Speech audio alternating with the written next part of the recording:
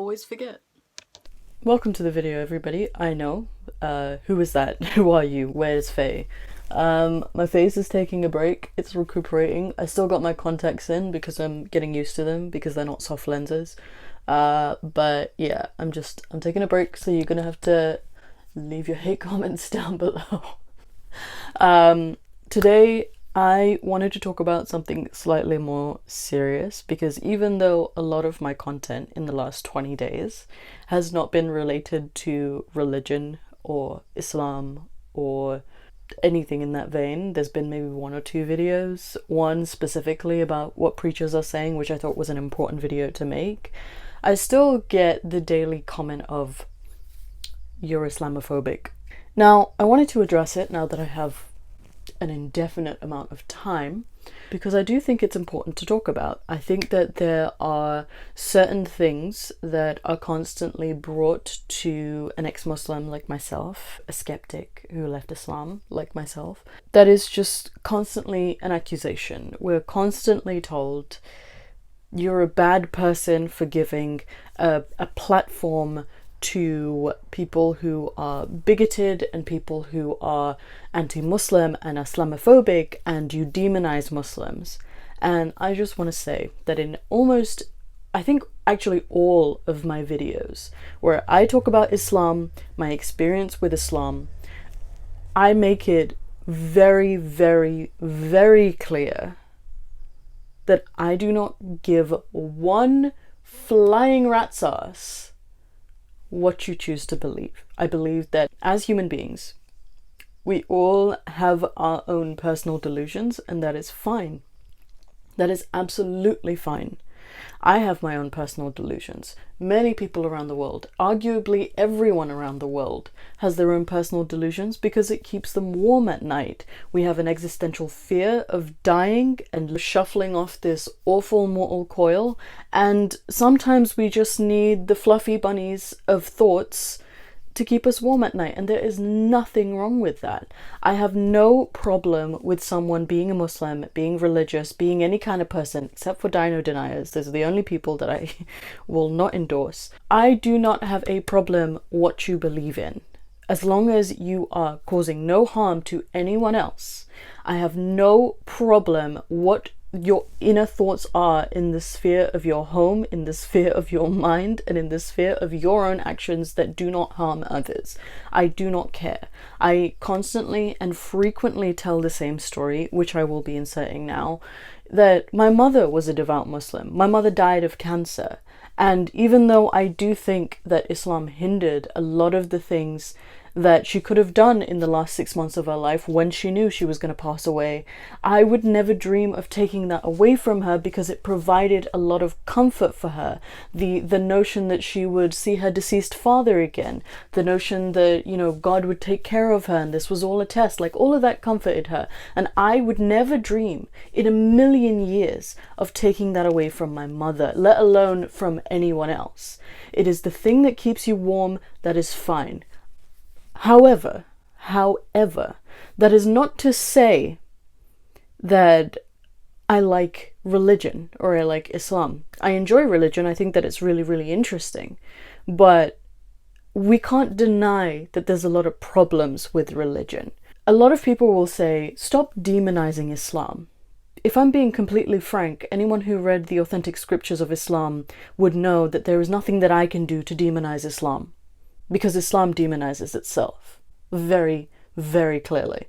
I mean, throughout the Quran, there are constant passages of burning people alive for eternity. I mean, come on. And then all of the parables of God destroying different nations for petty little reasons. I mean, there's very little that I can do to Islam as it stands. And there's just a few things about Islam that I personally went through that I like talking about. Like, I like talking about the nature of God, because it is something that I accepted as being, he's a merciful God and he's loving and caring, when really he's actually quite petty and angry and vengeful and wrathful. And I mean, I could go on. I don't have a thesaurus in front of me, but I could go on. You know, the treatment of women as compared to men in terms of an Islamic society. There's so much to talk about there and so much to move on from there. And the notion that Islam or any other kind of religion is a feminist religion is just wild to me, because it doesn't compute. And I want to talk about that stuff, you know. I don't think that there's anything wrong about talking about it, especially when Islam's own scriptures, you know, the Quran, the most authentic source, what is considered to be the word of God, says that a man can beat his wife without, you know, without any tafsir or without any hadith. It looks pretty bad. Even with them, actually, it's still not better, but it looks really bad, and it's worth talking about. From whatever perspective that, you know, can be offered, it is a set of ideas. It's worth criticizing. And in my personal opinion, if you love something, if you truly love something, me as a literature student, for example, I love Shakespeare. Shakespeare is one of my favorite writers of all time. Naturally, he's one of the greatest writers of all time. But if I don't come out and say, Shakespeare done fucked up over here, like he said some really, ooh, I don't like that, it's a sense of self-reflection, and the fact that you've really gone down into the text and you've found things that you don't like about it. Finding things that you don't like about something doesn't necessarily mean that you're completely detaching from it or you hate that thing. You are giving it a human quality. You are allowing for it to be looked at in an objective way, and you're also allowing yourself to be critical about what you believe, and that is inherently important for anyone to do about anything. The argument that I'm demonizing Islam when I'm just talking about it, sometimes a little angrily, I'll admit, but I'm just talking about it, and I'm usually or always backing it up with a text or a narration that is authentic and undisputed by Sunni Muslims, which are the majority of Muslims. I mean, what else do you want from me? And then there is the argument, just shut up, don't say anything. Like, we don't have a problem with you leaving, but you need to shut the fuck up. Okay, I kind of enjoy the fact that most Muslims have moved on from "you should die for leaving Islam" to stop talking about it. Okay, progress. But no, this is a public forum, and I'm allowed to share what I went through. I'm allowed to talk about what I invested so much of my life into. I don't think that there's anything inherently, you know, malicious about that. Like, I'm going to be the first person to say that I'm a chaotic neutral person, but I genuinely don't think that there's anything wrong with that. In the same way that converts might talk about their former religions and how, you know, they left it and what they found wrong with it, there is nothing wrong with it because it shows a journey. And also, ex-Muslims are extremely ostracized. There are countries in the world that still kill ex-Muslims by law because of the Sharia, but also they do that. I think that raising awareness for these types of people who just want to free think and don't want to be attached to Islam for whatever reason, there doesn't even need to be a reason, okay? People leave religion for all the time for whatever reason, you know? It's just you fall out with it and that's it. There should not be a big process of, well, you didn't study long enough, well, you're emotional, oh, like this isn't a good enough reason for you to leave. No, if you left Islam because you like dogs, it's a good enough reason. Do it. I don't care. It's a person's choice what they want to believe. And I don't like the idea that because they left, that makes them inherently bigoted and that makes them inherently Islamophobic and anti-Muslim bigoted.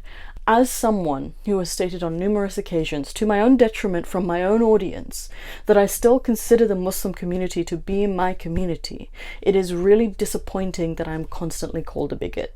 Constantly. Like, I get a message almost every day. Sometimes more than one message. It is truly disappointing, because the reason I say that I still consider the Muslim community to be my community is because there are certain things that have happened in my life that if I talk about, only ex-Muslims and Muslims will understand the context of that. no one else will understand it. The amount of stories that I've told some of my coworkers who are not Muslims, aren't from Muslim backgrounds, you know, not necessarily sad stories, sometimes it's just explaining istinja or something like that. The amount of times that I've had to give a 40-minute conversation, you know, a 40-minute preface for what I'm about to talk about is ridiculous. Whereas if I was just talking to a Muslim person, or if I was just talking to an ex-Muslim person, it would be 5 sentences and we'd be done. There is so much joy that I find in talking to my Muslim friends who understand my struggle. There is so much that they relate to. Domestic violence, you know, little struggles in the mosque, being slightly more clean than everyone else because we wash ourselves in the toilet and we don't like that we have to bring a bottle every time, you know, into public bathrooms. Just like simple things, and also deeper things. Arranged marriages, forced marriages, these kinds of conversations. It's very, very hard to explain that to someone who isn't from that background, but it's really, really easy and also really, really humorous for me to talk about this thing. Also, inherent racism in some of our communities. It's really, really easy to talk to Muslims and ex-Muslims about it, and that's why I still feel connected to that community. And also because I spent so much of my life around that, you know, like there's so much that I want for integration, and I want for so many people to understand. I have nothing, and I don't even need to justify this, it's obvious because I've given a disclaimer almost every single damn time. I hate God, okay? I hate religion. I'm not a big fan of Muhammad, but that does not mean that I hate people who like those things or enjoy those things or worship those things, okay? I don't like Katy Perry. I'm not out here bashing every Katy Perry fan. I don't like the idea that people think that the world is flat. I'm not out here running around telling them they're crazy, okay? They're a little crazy, but I'm not out there screaming at them, okay? It's just a difference of idea, and I wish that there wasn't this constant battle that I had to fight almost every single day about me not being a racist and a bigot and an Islamophobe and an anti-Muslim bigot. Like, come on, guys. Come on. And the last and final point that I would like to make in this video is that just because we've left Islam, that does not mean we don't face anti-Muslim bigotry. I still have a full Muslim name. I'm still brown, okay? You know, I make a lot of Muslim jokes. I run around, I take days off for Eid because why not? You know, I take longer breaks in Ramadan because why not? You know, like if atheists can take off Christmas, I can take off Eid. I'm sorry. I can. Okay? I'm still, for the most part, presenting as a Muslim. And that does not take me away from Islamophobia affecting me. Now, am I saying that there are people out here who are constantly flinging insults at me for being a Muslim or presenting as Muslim? No, that's not what I'm saying. But if you think that ex-Muslims do not go through Islamophobia or anti-Muslim bigotry, you're wrong. Because a lot of us are still Muslim presenting. Okay, Ali Malik still has a giant fucking beard. He looks like a caveman right now. But he has a giant beard. You know, people still think that he's a Muslim, and he's also got a Pakistani accent. You know, I look like this, and every time I go to, because I'm a contract worker, every time I go to a new place to work, people think that I'm Muslim. If in Ramadan, they'll tell me, oh, you can sit in the break room a little earlier before lunch so that you don't have to watch us eat. And I'll do it. I'll eat my lunch in there. You know, I'm not gonna lie, that's what I do. But that's what I'm saying. It's a little ridiculous for you to accuse us of that when we still go through it. So that's what this video is about. I just wanted to put a brief message. I really don't think it's necessary, but now that I have almost infinite time, I thought that I might as well make it and put it out, and you guys can tell me what you think. And, you know, if I'm wrong, if I'm right, share your opinions. Everyone's always been allowed on my channel. I don't care if you disagree with me. I don't care if you agree with me. This is a free platform. I want to hear everybody's opinions. I want to know what everyone thinks. I know I look like a mess in this video, and you can leave those hate comments down below. To too. But if you liked this video, please do like, share, and subscribe. You know, you can find me on all my social medias, Twitter, Instagram. I think those are the ones, and they're all in the description below. If you would like to support me in a more monetary way, I have a Patreon, I have a PayPal, I have merch, get a free t-shirt out of the deal. And yeah, I will see you in the next video. Julie Lavoice requested that I do an eyeshadow tutorial, which I might do later today once I'm done having fun just keeping my bare face. But yeah, she did request it, so I'm thinking about doing that, and I'll send it to her. We'll figure it out. But yeah, thank you, and I will see you in the next video. Goodbye.